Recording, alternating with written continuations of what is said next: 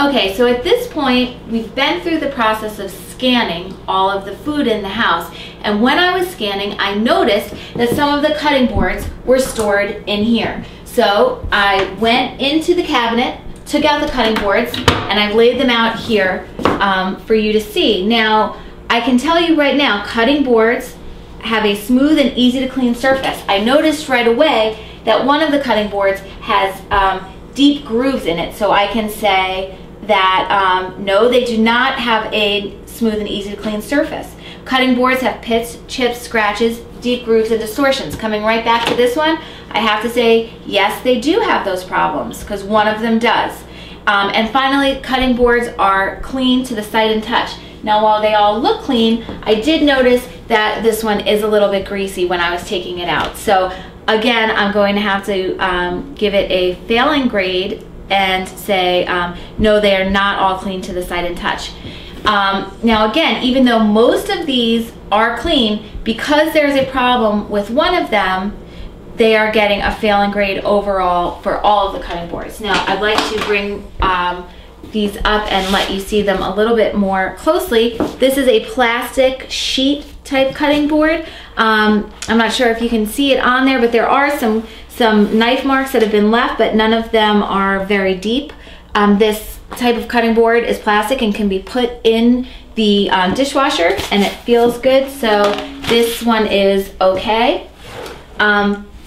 Another plastic cutting board can also go in the dishwasher. Again, we see the knife marks. None of them are very deep, but it's just typical wear and tear on this type of cutting board.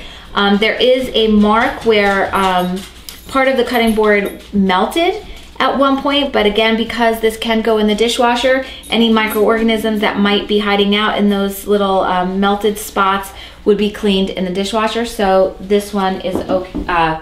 This one, in terms of that, would be okay, but it does not feel clean to the touch. So it's not okay. This is a blue, very similar type cutting board. It's a little bit easier on this one to see the knife marks.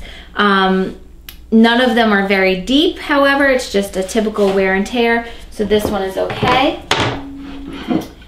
Here's a bamboo wooden cutting board. This cannot go in the dishwasher, so we want to be a lot more cautious about any deep grooves or cuts that we might see on this type. Now you can see the knife lines in here, but none of them are very deep, and this type of cutting board can be cleaned in water with a solution of diluted bleach, and so this one is fine.